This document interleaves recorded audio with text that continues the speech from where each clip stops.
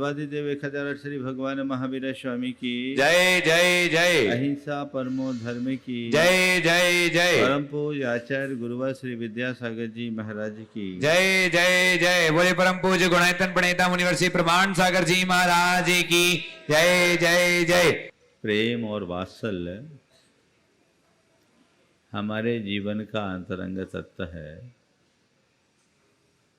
जैसे नदी हो और उसमें पानी का प्रवाह न हो तो नदी की कोई शोभा नहीं होती। वैसे ही जिसके जीवन में प्रेम का प्रवाह न हो उसका जीवन रसहीन होता है।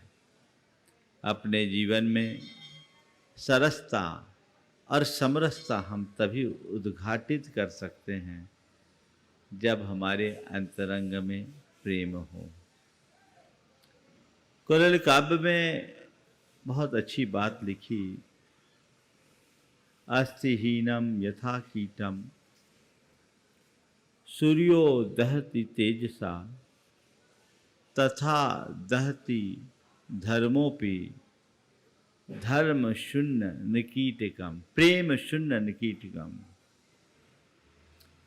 जैसे अस्थि रहित जो कीड़े होते हैं सूर्य के तेज में भस्म हो जाते हैं, उसी तरह जिस मनुष्य का जीवन प्रेम शून्य है उसका जीवन भी नष्ट भ्रष्ट हो जाता है। हमारे पास सब कुछ हो और प्रेम न हो तो बड़ा गड़बड़ होता है।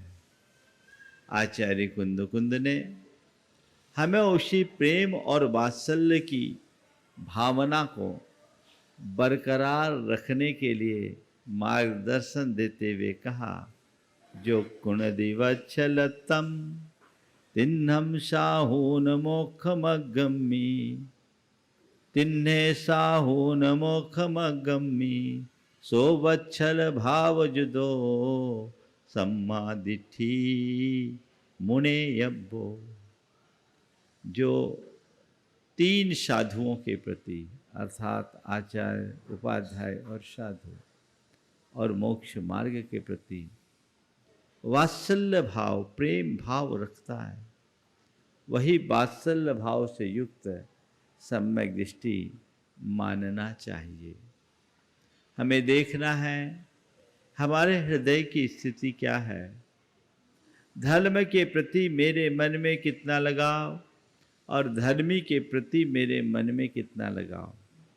कदाचित आप सबका साधु जनों के प्रति तो लगाव और झुकाव होता है, उनके प्रति प्रेम ही नहीं श्रद्धा और भक्ति भी रहती है, लेकिन अपने साधर्मी के प्रति क्या स्थिति है, कभी इसकी और आपकी दृष्टि गई?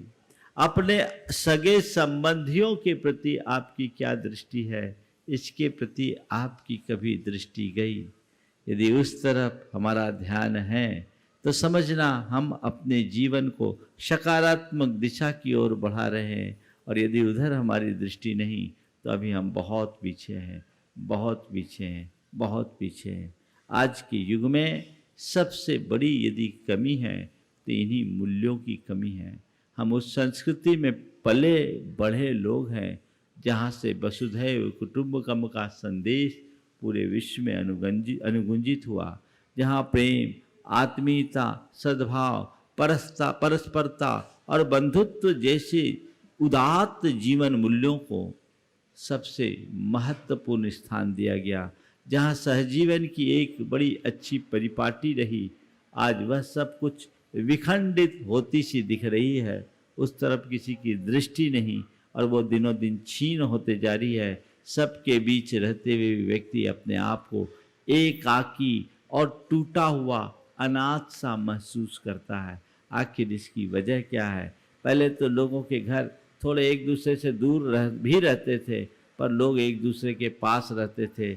आज सब एक ही अपार्टमेंट में रहते हैं, सबका एक ही पता है, लेकिन किसी को एक दूसरे का पता नहीं होता, कोई अता पता नहीं। आखिर इसकी वजह क्या है? आज प्रेम कम क्यों हो रहा है? 4 बातें प्रेम के कमी के कारणों को रेखांकित करते हुए प्रेम की वृद्धि के आधार स्वरूप बताऊंगा। कम्युनिकेशन, कोऑपरेशन, कोऑर्डिनेशन और कंट्रीब्यूशन। इन 4 बातों को यदि व्यक्ति अपने जीवन में आत्मसात कर ले तो कभी किसी के साथ प्रेम की कमी नहीं होगी। आज प्रेम की कमी का सबसे पहला कारण है कम्युनिकेशन गैप। एक दूसरे के साथ जिस तरीके का कम्युनिकेशन होना चाहिए वो कम्युनिकेशन आजकल देखने में बहुत कम मिलता है। संवादहीनता दिनों दिन बढ़ रही है। जहां संवाद है वहीं सद्भाव होगा, वहीं प्रेम होगा, और जहां संवाद खत्म वहां सब कुछ खत्म। आज लोग अपने अपने में इतने मगन हैं कि उनको दूसरों से कोई फुर्सत ही नहीं। आपस में लोगों की बातचीतें बहुत कम होती है। एक बार एक बहन जी मेरे पास आई, बोला महाराज जी हमें आपकी पिछी लेनी। बोले मेरी पिछी पता है, मेरी पिछी के लिए बहुत सारे नियम लेने पड़ते हैं और तुम्हारी अभी उम्र नहीं है। बोले महाराज जी आप उसकी चिंता मत करो, हम लोग तो 6-6 महीने एक दूसरे से बात ही नहीं करते। हम लोग 6-6 महीने एक दूसरे से बात ही नहीं होती। हमने कहा तब तो तुम्हें और भी नहीं मिलेगी, पहले बात करना तो सीखो। एक दूसरे के साथ जो कम्युनिकेशन गैप है ये हमारे लिए बहुत बड़ी सोचनीय बात है। ये कम्युनिकेशन गैप खत्म होना चाहिए, एक दूरियां मिटनी चाहिए। लोगों को समझना चाहिए कि आखिर वस्तु स्थिति क्या है। और इस कम्युनिकेशन गैप को बढ़ाने में कारण क्या है पता है? पहले लोग अपने साथ जीते थे, अपनों के साथ जीते थे। अब लोग अपने लिए जी नहीं पाते, अपनों के साथ जी नहीं पाते, औरों में उलझे रहते। तो अपनत्व का विस्तार कैसे होगा? औरों में किनसे उलझते हैं? आज सबसे ज्यादा अगर मनुष्य की संवादहीनता का कारण बना है तो सोशल मीडिया है। इन सोशल मीडिया में उलझे हुए लोग उन फालतू की बातों में अपना सब कुछ खर्च कर देते हैं जिनसे कोई लेना देना नहीं है। या तो गेम खेलते रहेंगे, या फेसबुक चलाएंगे, या व्हाट्सएप चलाएंगे, या इंस्टाग्राम में होंगे, या ट्विटर में होंगे, और न जाने और क्या क्या और भी कुछ है होगा, है ना। अलग अलग अकाउंट में। एक व्यक्ति ने एक फोटो दिखाई मुझे। एक परिवार में एक सोफे पर 3 लोग बैठे थे और तीनों बैठे हैं, तीनों मोबाइल चला रहे हैं। आजू बाजू वालों को कोई खबर नहीं। ये क्या है? सोचनी बात है कि नहीं? कम्युनिकेशन प्रॉपर होना चाहिए। कम्युनिकेशन गैप जहां होता है वहां कलह बढ़ता है, और जहां प्रॉपर कम्युनिकेशन होता है, संवाद जुड़ता है, वहां सद्भाव बढ़ता है, प्रेम बढ़ता है। आप देखिए, आपके जिनसे भी संबंध है, संपर्क है, आपका संबंध किस प्रकार का है? प्रायः अगर आपस में संवाद है, एक दूसरे के लिए हृदय में स्थान है, तो समझना वो हमारा संबंध है और हम केवल साथ हैं। हमारा आपस में कोई कम्युनिकेशन नहीं, हमारा एक दूसरे से कोई संवाद नहीं, एक दूसरे के लिए हृदय में कोई जगह नहीं, तो वो संपर्क है। संबंध और संपर्क, इन दोनों में बड़ा अंतर होता है। रिलेशन एंड कांटेक्ट एक सा नहीं होता।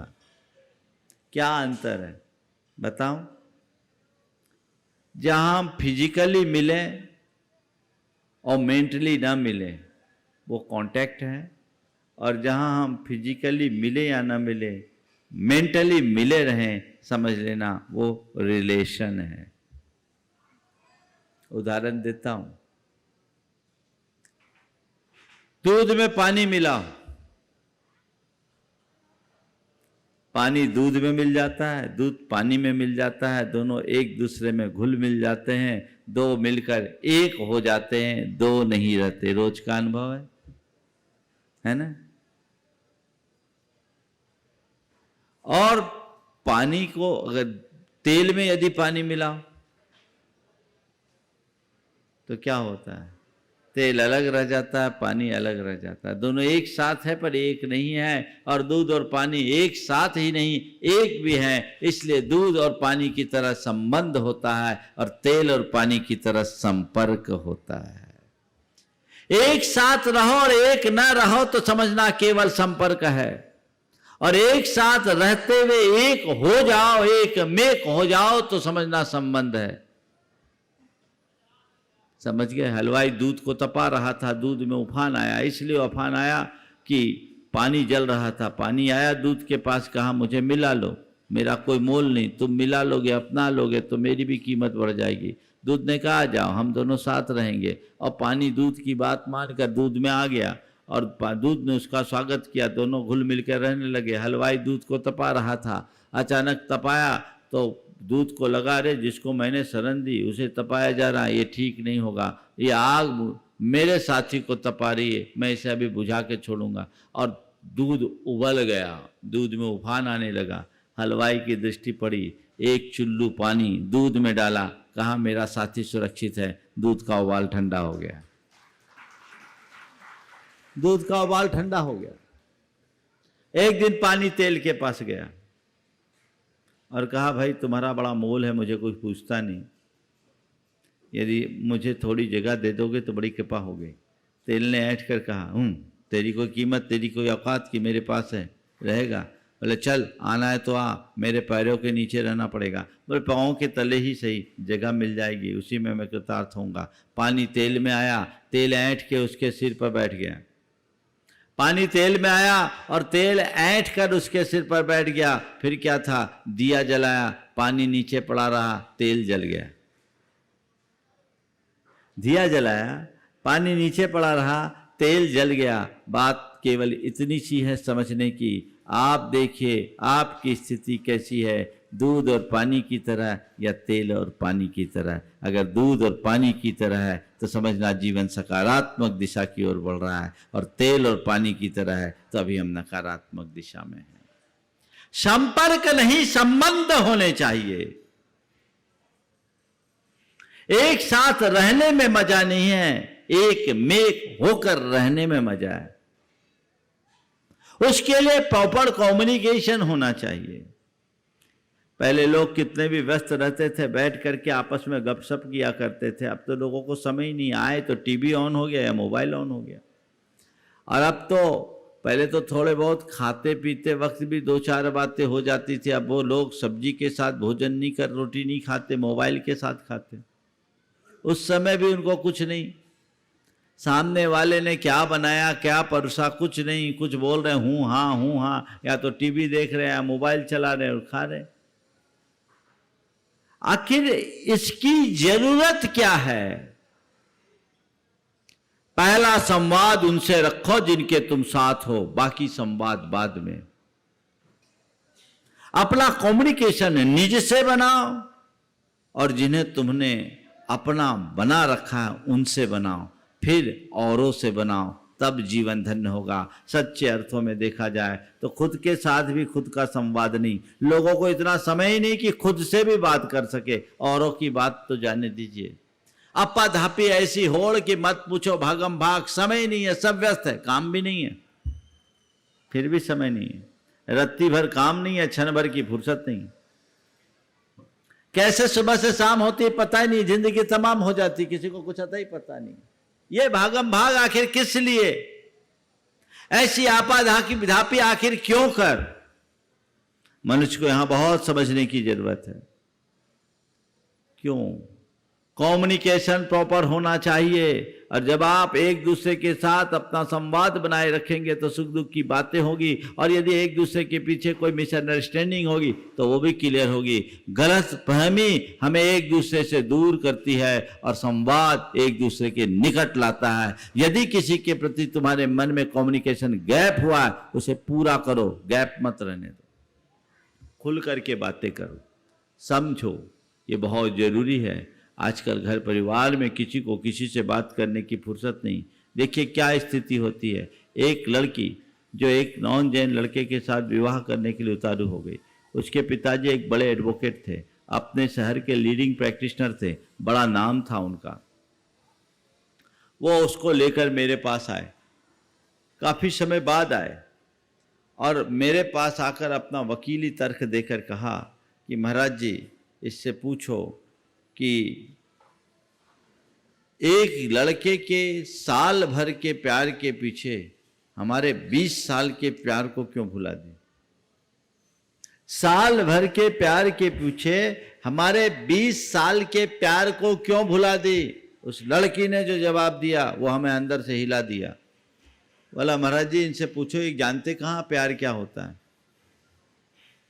इनको ये प्यार की बात करते हैं, हमारे पापा के पास प्यार है कहाँ? इनको क्लाइंट और कोर्ट और अपनी सामाजिक बातों के अलावा इनके पास फुर्सत कहाँ है? इनको कभी ये लगा कि इनकी बेटियां भी हैं, इनके बेटे भी हैं? इनको टाइम कहाँ? महाराज जी कहने को ये कहते हैं पर इनको कभी टाइम नहीं। हफ्तों हो जाती, हम तो इनका चेहरा तक नहीं देख पाते, बातों की बात करते हैं। महाराज मैं बहुत आगे निकल चुकी, मुझे घर में प्यार नहीं मिला और जिसका प्यार मिला मैं उधर चले गई। बात सोचने की, हालांकि मैंने उसको अपने तरीके से समझाया, लेकिन ये एक बहुत गंभीर बात है।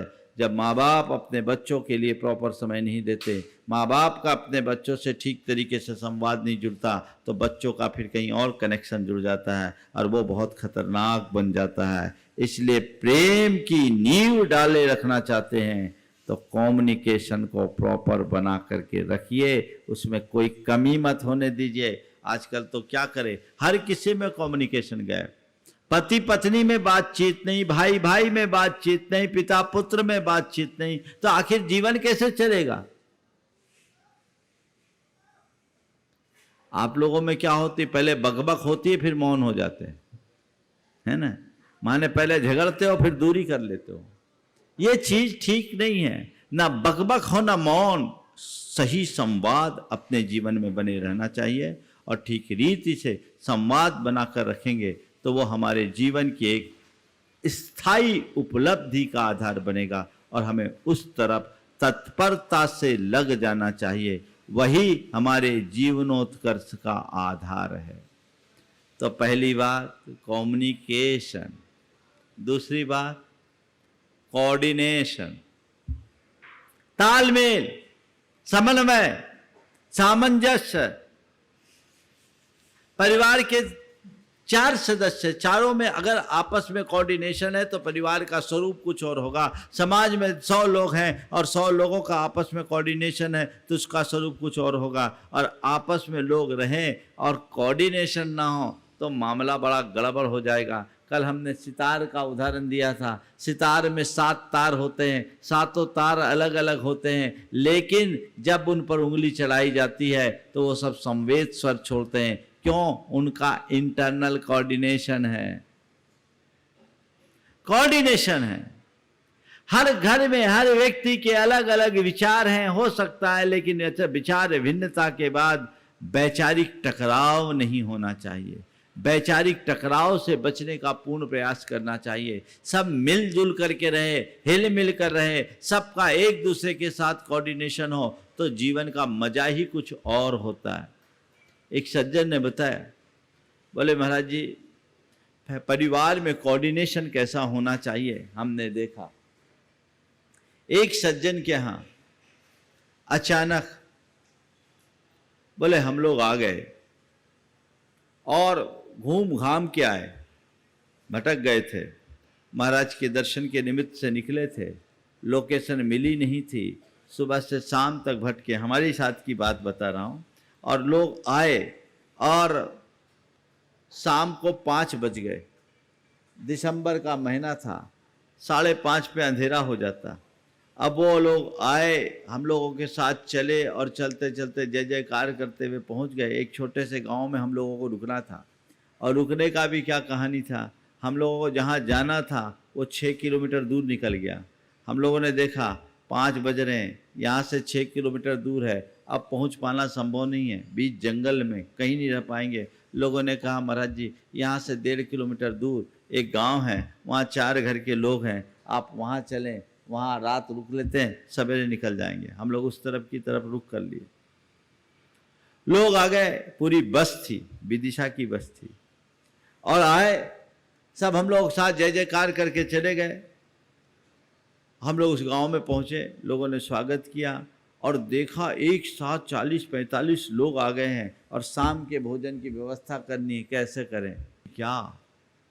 सब लोग इकट्ठे हो गए,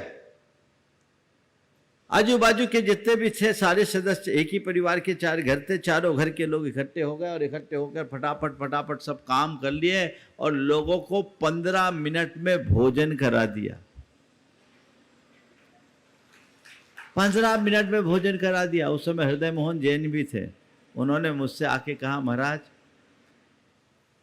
अगर विदिशा में भी इतने लोग अचानक आ जाते तो हो सकता हम इतनी जल्दी इनकी व्यवस्था नहीं कर पाते, पर महाराज क्या इन लोगों ने हमारा स्वागत किया, हम अभिभूत हो गए और सवेरे से महाराज कुछ खा पी भी नहीं पाए थे। कहने का तात्पर्य है, जब एक दूसरे के साथ कोऑर्डिनेशन होता है तो रूप ही कुछ और होता है, और कोऑर्डिनेशन का अभाव होता है तो मामला सब गड़बड़ हो जाता है। एक की बेटी की शादी थी, 4 भाइयों का परिवार था, चारों अलग अलग शहर में रहते थे, लेकिन चारों भाई अलग अलग शहर में रहने के बाद जिसकी बेटी की शादी थी, उसकी शादी के 1 महीने पहले किडनी में प्रॉब्लम आ गई। वो व्यक्ति काम करने में समर्थ नहीं था, लेकिन शादी ऐसी हुई जैसे किसी को पता ही नहीं। शेष 3 भाइयों ने कहा, भैया चिंता करने की जरूरत नहीं है, आपकी बेटी नहीं हमारी बेटी, हमारे घर की बेटी है और अपने घर की पहली शादी है, इस शादी में हम कोई कोर कसर नहीं छोड़ेंगे। और सब मिलजुल करके उसको ये स्वरूप दे दिए कि सामने वाले को कुछ सोचना ही नहीं पड़ा। क्या ऐसा बना सकते हैं कि नहीं? आजकल प्राय लोग किसी वजह से दूर हो जाते हैं तो मन से भी दूर हो जाते हैं। मैं आपसे कहूंगा, आप फिजिकली एक दूसरे से दूर भले हो जाओ, पर भावनात्मक रूप से अपनी निकटता बनाए रखनी चाहिए। भावनात्मक निकटता कभी खत्म नहीं होनी चाहिए, ये प्रयास हमेशा होना चाहिए। कोऑर्डिनेशन बना करके चलो, सब में जिसमें जो हो वैसा करो, जिसके अंदर जो योग्यता है, जिसकी जैसी दृष्टि है, जिसके अंदर जैसी प्रतिभा है, जिसकी जैसी रुचि है, जिसकी जैसी क्षमता है, उसके अनुरूप वो काम करे और दूसरा जहाँ उसकी कमी है उसकी पूर्ति कर दे, तो जीवन निखर जाता है। और लोग एक दूसरे के साथ खींचातानी करते हैं तो जीवन बिखर जाता है। हमें जीवन को निखारना है, बिखरने से बचाना है, ये हमारी पहली प्राथमिकता होनी चाहिए। तो कोऑपरेशन, कोऑर्डिनेशन, और तीसरा है क्या बोला था? कंट्रीब्यूशन। कोऑपरेशन, कोऑर्डिनेशन, कंट्रीब्यूशन और क्या बोला? कॉम्बिनेशन बोला था मैंने, हाँ, कम्युनिकेशन। हाँ, कम्युनिकेशन, कोऑर्डिनेशन और कोऑपरेशन, चौथी बात। तो एक दूसरे से मिलते जुलते शब्द है, मैं तो जब चालू हो जाता हूं तो चालू हो जाता हूं, जो आपके भाग्य से निकल जाए।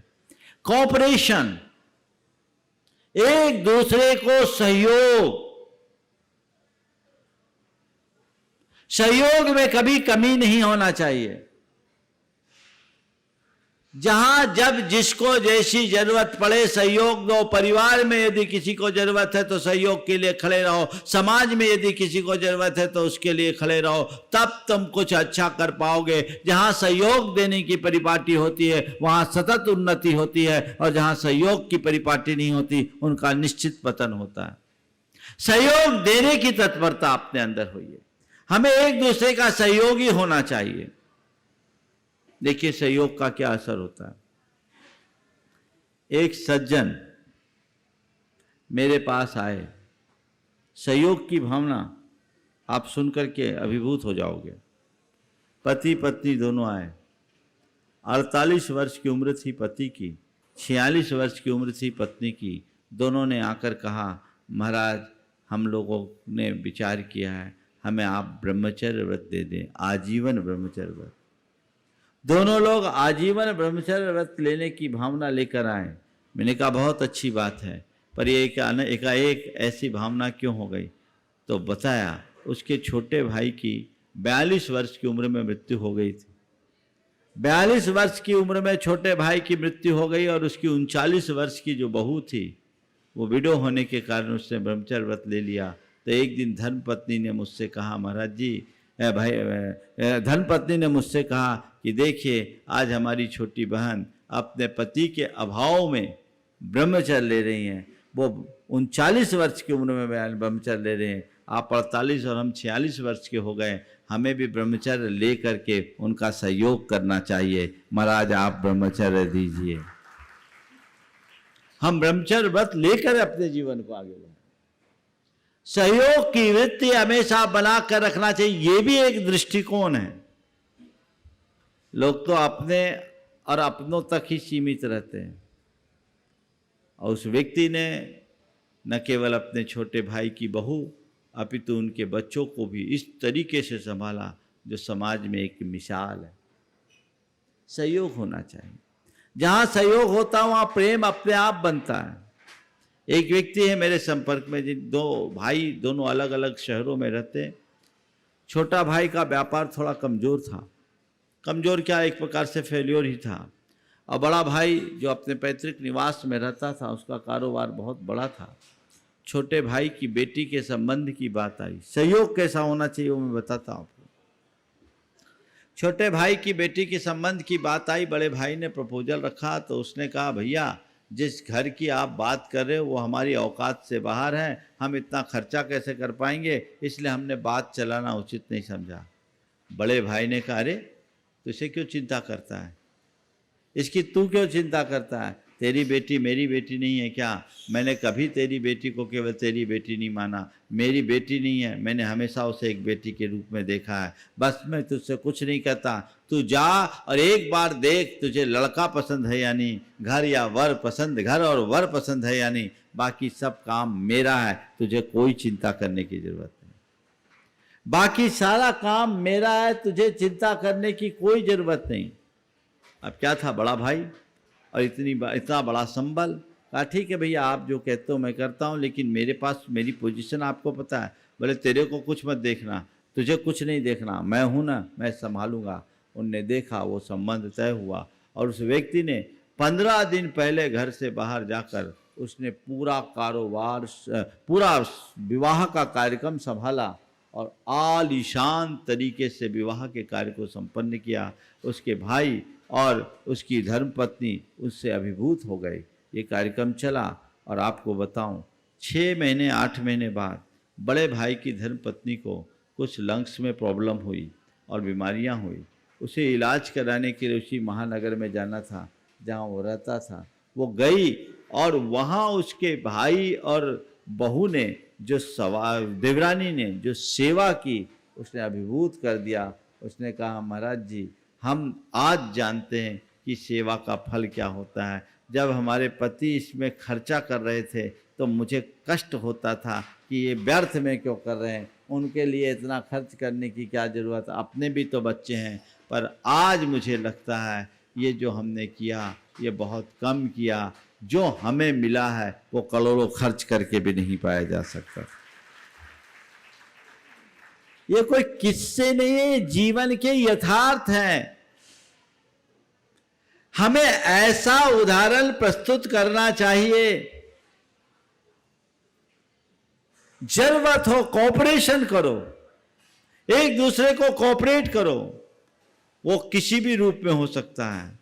घर में भी अगर कोई काम पड़ गया तो कोऑपरेट करो, उसका काम वो करे, मेरा काम मैं करूं, ठीक है, लेकिन जरूरत पड़ जाए तो तेरा काम भी मैं कर दूं, सबका काम भी मैं कर दूं। लेकिन कहाँ, आजकल तो तब सुन करके बड़ा आश्चर्य होता है जब एक युवक ने मुझसे आके कहा महाराज मेरी धर्मपत्नी कहती है कि मेरी शादी तुमसे हुई है, तुम्हारा सब काम करूंगी, पर तुम्हारे माँ बाप का मैंने ठेका नहीं लिया है। अब बोलो ऐसे को क्या बोलूँ, मेरी शादी तुमसे हुई है, मैं तुम्हारा सब काम करूंगी, पर तुम्हारे माँ बाप का मैंने ठेका नहीं लिया है। जिनकी ऐसी मानसिकता, उनके साथ क्या मतलब रह गया विवाह का।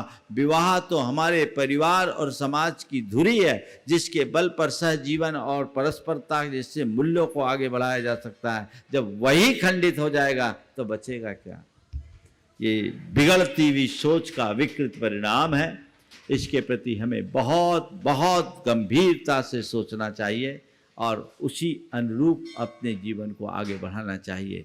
तो हम एक दूसरे का पूरा सहयोग करें, कोऑपरेशन होना चाहिए। एक बात ध्यान रखना, हमारा जीवन एक दूसरे के ऊपर निर्भर है। कब कौन काम आ जाए कोई पता नहीं। आज तुम दूसरों के काम में आओगे तो कल दूसरा तुम्हारे काम में आ सकता है। आज तुम जिसको एकदम व्यर्थ समझते हो, कल वो तुम्हारे लिए बहुत उपयोगी हो सकता है। इस बात को भूलना नहीं। इसलिए जब तक साधन संपन्न हो, अनुकूलताएं जहाँ जिसको जैसी जरूरत हो, कोऑपरेट करें। कोऑपरेशन में कोई कोताही न रहने दें, ये बहुत बड़ी जरूरत है। इसमें किसी भी प्रकार की शिथिलता उचित नहीं। और आखिरी बात है कंट्रीब्यूशन, हमारा योगदान। सहयोग ऊपरी होता है, लेकिन कंट्रीब्यूशन जो होता है वो उससे ऊपर। मैं कंट्रीब्यूट करूं समाज के लिए, समाज का मेरे जीवन के निर्माण में बहुत बड़ा कंट्रीब्यूशन है, तो मुझे चाहिए कि मैं समाज के लिए कुछ कंट्रीब्यूट करूं। मेरे परिवार का मेरे जीवन के निर्माण में बहुत बड़ा कंट्रीब्यूशन है, तो मुझे चाहिए कि मैं अपने परिवार के लिए कुछ कंट्रीब्यूट करूं। अगर मैं मुनि हूं, मेरे जीवन के निर्माण में मेरे गुरु का और मेरे संघ का बहुत बड़ा कंट्रीब्यूशन है, तो मेरी जिम्मेदारी है कि मैं अपने संघ के लिए, मैं अपने गुरु के लिए कुछ न कुछ कंट्रीब्यूट करूं। ये भाव मन में आता है? थोड़ा सोचो, तुम्हारे जीवन के निर्माण में तुम्हारे समाज की कोई भूमिका है कि नहीं है? हाँ है? बोलो, समाज ने क्या दिया हमको? हम तो महाराज खुद माँ बाप ने पाल पोस के बड़ा किया, अपनी मेहनत से पढ़ लिख कर खड़े हुए, और आज जो कुछ भी किए हैं हम सेल्फ मेड हैं। क्या है? सेल्फ मेड है। समाज ने कुछ दिया कि नहीं दिया? बोलो। हाँ, क्या दिया? हाँ, मान सम्मान तो इसलिए दिया क्योंकि हमारे अंदर एबिलिटी थी। एक भिखारी को कौन पूछता है? फटीचर भरा घूमता रहता है। समाज का मेरे जीवन में कोई योगदान नहीं है। क्या है? क्या है? हाँ, बहुत सुंदर। समाज का सबसे बड़ा योगदान हमारे जीवन के लिए यही है कि ये समाज है जिसके कारण आज हम एक सभ्य नागरिक बन सके हैं, एक अच्छे इंसान बन सके हैं। हमारे जीवन के निर्माण में समाज का सबसे बड़ा योगदान है। अगर समाज हमारे साथ नहीं होता, हमारे इर्द गिर्द समाज नहीं होता, समाज का लिहाज नहीं होता, हमारे अंदर सामाजिक सरोकार नहीं होते, संस्कार नहीं होते, तो आज लुच्चे, लफंगे, आवारा, अपराधी बनकर घूमते फिरते। बोलो, है तुम पर ये योगदान? बोलो, एहसास करते हो कि मेरे जीवन के निर्माण में समाज का योगदान है, तो समाज को योगदान देना मेरी जिम्मेदारी है। कभी मन में ख्याल आता है? शायद नहीं। और यही मनुष्य के जीवन की बड़ी दुर्बलता है। अगर मेरे जीवन के निर्माण में समाज का योगदान है, तो मेरी जवाबदेही है कि मैं समाज के निर्माण में अपना योगदान दूं। यह हमेशा मन में भाव होना चाहिए, ताकि मैं समाज को आगे बढ़ा सकूं। मैं एक स्थान पर था, एक सामाजिक कार्यक्रम था, और वहां के एक बहुत बड़े एडवोकेट थे। वो एडवोकेट मतलब बड़े लब्ध प्रतिष्ठित, मध्य प्रदेश की ही बात है, स्थान का नाम नहीं ले रहा हूं। और मध्य प्रदेश में एक नामी वहाँ के कांग्रेस कमेटी के वे लीगल एडवाइजर भी थे, बड़ी अच्छी हैसियत वाले। मेरे पास आए, लोगों ने कहा महाराज जी इनको इस कार्य में जोड़ना बहुत अच्छा होगा। मैंने जब उनसे बातचीत की तो उन्होंने बहुत अच्छी बात कही, आंखें भर आई। बोले महाराज मैंने बहुत अभावों में पढ़ा है, समाज ने मुझे पढ़ा करके बड़ा किया है, मेरे ऊपर समाज का बहुत बड़ा ऋण है। आज आप मुझे जिस काम के लिए जोड़ रहे हैं, मैं समझता हूँ मेरे कर्जे को उतारने में एक छोटा सा कारण बनेगा। मैं जरूर करूँगा, मैं जरूर करूँगा, मैं जरूर करूँगा।